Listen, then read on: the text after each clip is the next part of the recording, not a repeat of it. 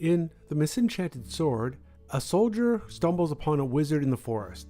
The wizard enchants Valandar's sword to save his life, but the enchantment comes with a twist. The sword will protect Valandar from death, but only for a limited number of uses. Each time Valandar uses the sword, it brings him closer to his inevitable demise. As Valandar investigates the perils of war and the challenges of survival, he must grapple with the sword's curse and the choices it forces him to make. The story explores themes of fate, morality, and the consequences of magic. The marsh stank with a sharp, briny stench that seemed to fill Valdar's head.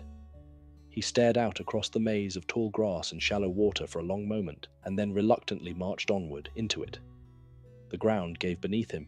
His boots sank past the ankle in grey-brown muck. He hissed an obscenity, then smiled weakly at his own annoyance and slogged forward. The enemy, he knew, was no more than an hour behind him. The marsh was nothing but a minor inconvenience by comparison. To his left lay the open sea, and to his right was endless empty forest that was probably full of northern patrols and sentinels, human or otherwise.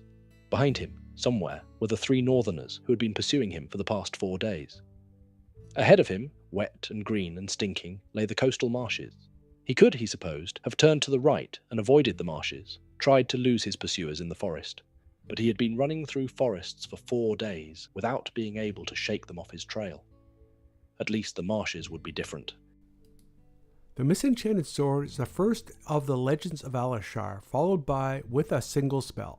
It was originally published in September of 1985 and has gathered a dedicated following over the years. It has received positive reviews from readers with an average rating of 4.5 on Amazon. The book is part of the Legends of Alashar series and has been reprinted multiple times, indicating its enduring popularity.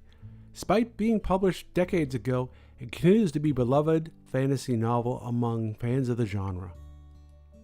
The Misenchanted Sword is a captivating tale that masterfully blends the elements of fantasy, adventure, and introspection. Lauren Twatts Evans crafts a unique narrative that explores the consequences of magic and the inevitability of fate, all while keeping readers on the edge of their seats. The protagonist, Valandar, is a relatable and compelling character whose journey is both thrilling and thought-provoking. The book is a must-read for anyone who enjoys a well-crafted story with rich world-building and deep themes. Whether you're a seasoned fantasy enthusiast or new to the genre, The Misenchanted Sword offers an unforgettable reading experience that will leave you pondering long after you've turned the last page. Now let's see what the Deep Dive crew has to say about the first book in the series. Buckle up.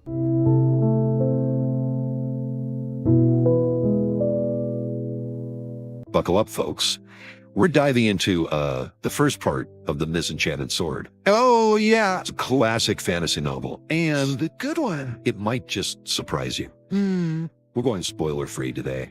Yeah, no spoilers. Just a taste to get those pages turning. Yeah, you know when we think fantasy novels, we imagine those grand quests and like those chosen hero. A Shogun one, yeah. Yeah, but The Misenchanted Sword kind of flips the script. It does. Our protagonist, Yeah. Baldur, he's just a soldier. Right. He's trying to survive a war. He wants to get back to his unit. Not save the world. Can't save the world, exactly. And he ends up with this sword. Yes. Weirkador. Weirkador. I've got the excerpt right here where he gets it from this hermit. Haha. And it doesn't exactly sound like Excalibur.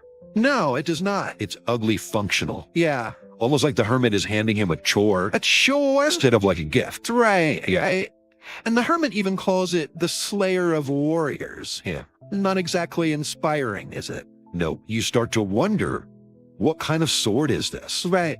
What does it even consider a warrior? Yeah. And that mystery is what hooks you to the very beginning. So we've got Baldur, who just wants a simple life. Right. Stuck with this sword that's practically begging for a fight. Yes. What's fascinating to me is this excerpt where he's fleeing a northern patrol. He literally wades through a marsh to escape. Oh, wow. But when he encounters a lone scout later, he hesitates. He hesitates, yeah. It's like his own nature is at war with the sword's demands. Yeah, there's this great line. Oh, yeah. He stood there in the sword in his hand, and he did not know what to do. Oh, it's so good. Baldur is resourceful, Yes. observant, He's clever. He survived behind enemy lines for weeks. Right.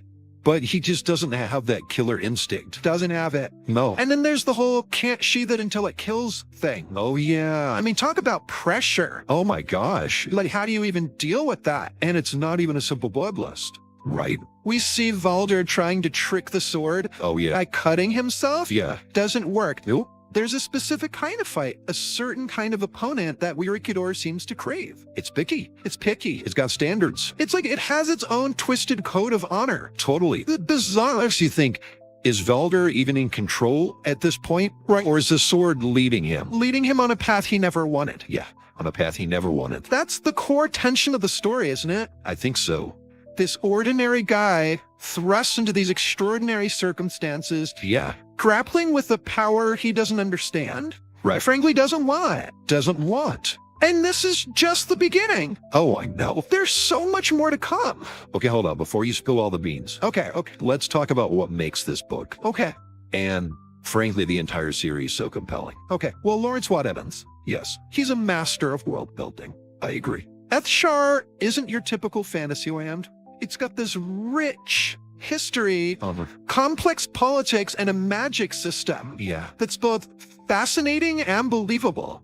Yes, and I love how the magic isn't just flashy spells and fireballs. Right. It feels ingrained in the world It does. with real consequences. Right. The way the war ends. Yes. No spoilers, No spoilers. but let's just say it's not your typical good versus evil showdown. It's not. It was a reminder that even in a fantasy world, Yeah.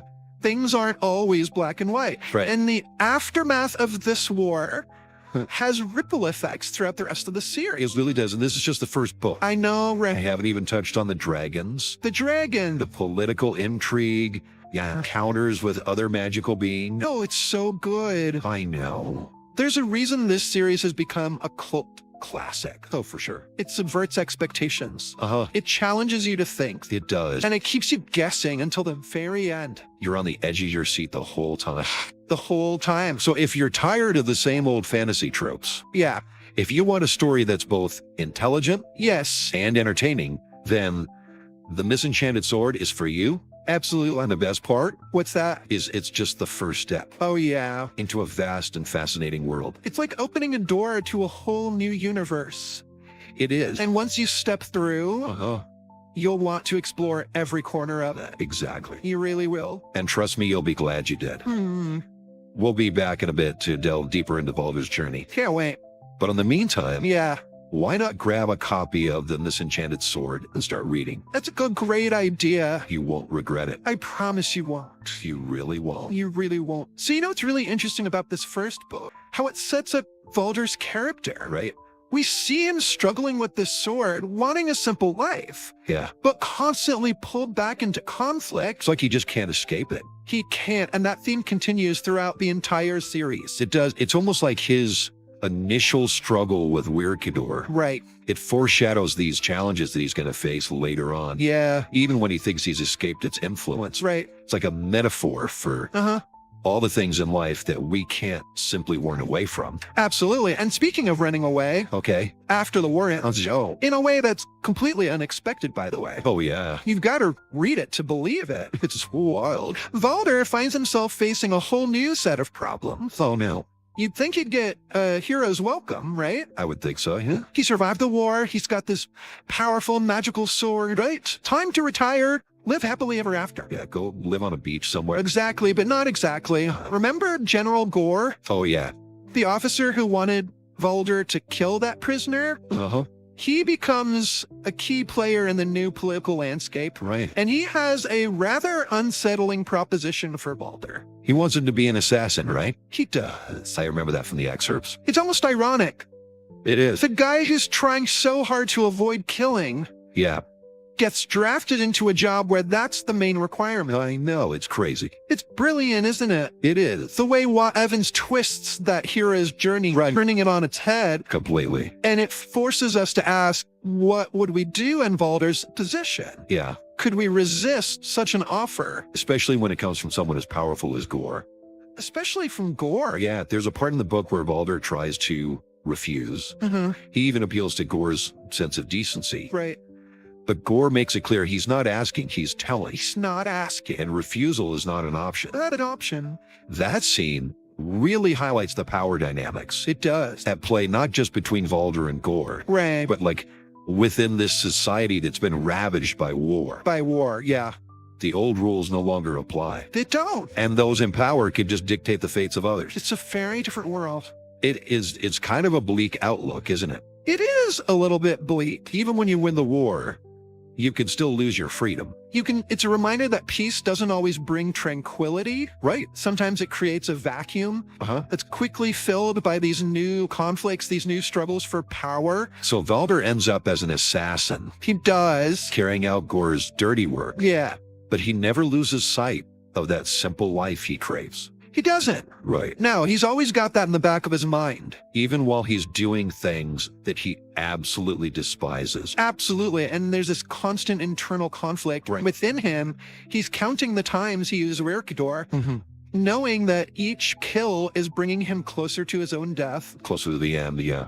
But he's also trying to find a way out, Right. a way to break free from the cycle of violence. Get off that path. Right. It's almost like he's trapped in this nightmare Mm-hmm. that he can't wake up from. The nightmare he can't wake up from. Yeah. And yet, even in the darkest moments, there's this glimmer of hope, this belief that he can somehow find his way back to the light. So he doesn't give up hope. He doesn't give up hope, and that's what makes Valder such a compelling character. Right. He's flawed, he makes mistakes, He's human. he's human, Right. but he never gives up on that dream of a better life. And when he finally gets that chance, Oh, yeah. after decades of service, Decades. it comes at a price. There's always a price. Gore lets him go, but there's this underlying threat. Right. This sense that Valder's never truly free from his past. It's like a shadow hanging over him. Yeah, like you said. And it makes you wonder, can anyone truly escape the consequences of their actions? Especially when those actions involve violence and bloodshed.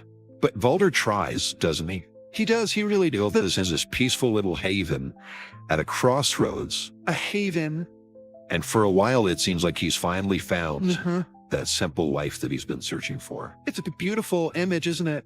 This former warrior, this skilled assassin, Right? finding solace in baking bread Yeah. and serving ale to weary travelers. That's the life. Right. It's a testament to the human capacity for change. For redemption. For redemption, absolutely. But then, of course, the past comes back to haunt him. It always does. Those thieves who attack his inn, they're after Werkador, right? They are. It's like a symbol of all the things he's tried so hard to leave behind. Exactly. And that's one of the things I love about Watt Evans' writing.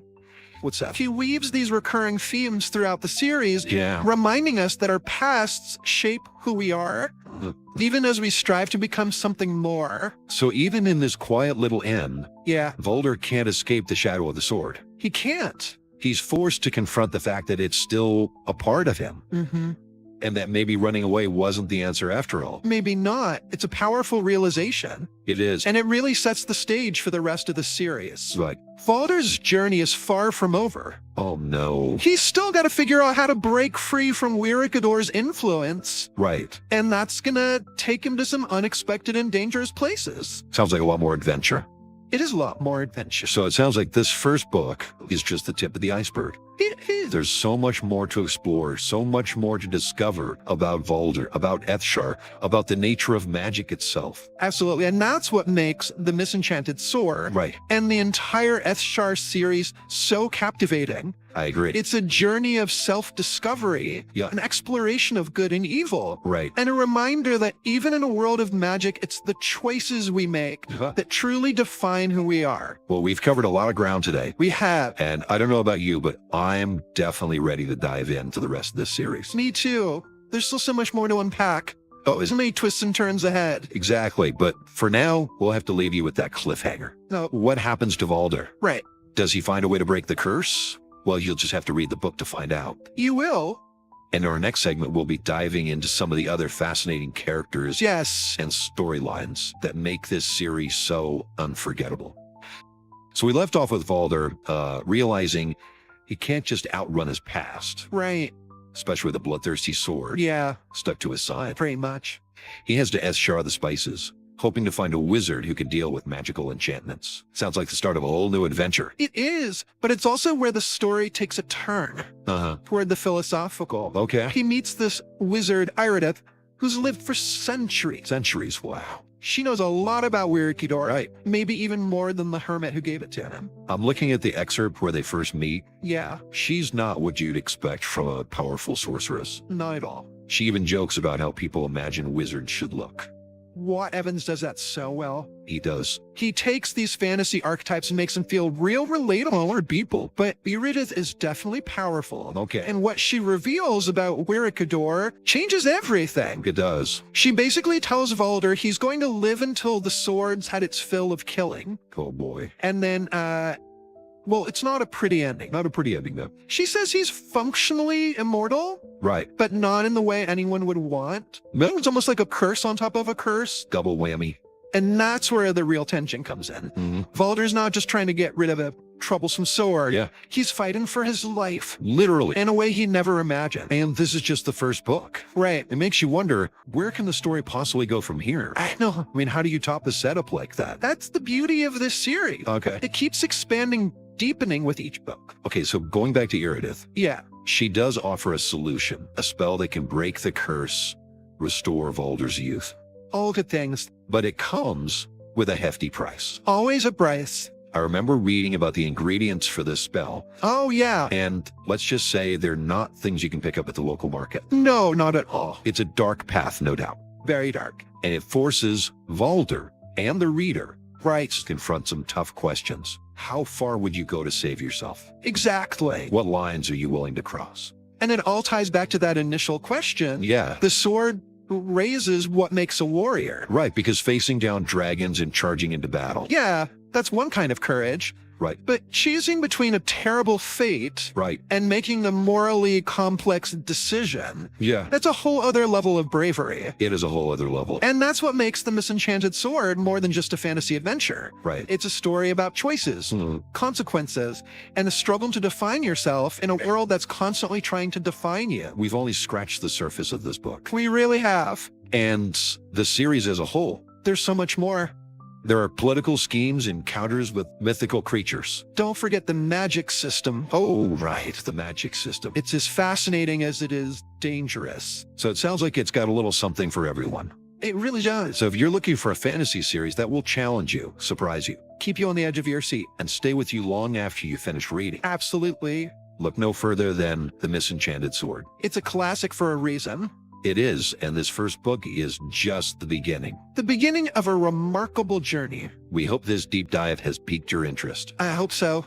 and given you a taste of what makes this book and the Eschar series so special. Get out there and read it. So what are you waiting for? Grab a copy of The Misenchanted Sword Yes. and get ready for an unforgettable adventure. Subscribe to learn more about classic fantasy and sci-fi books. Till next time.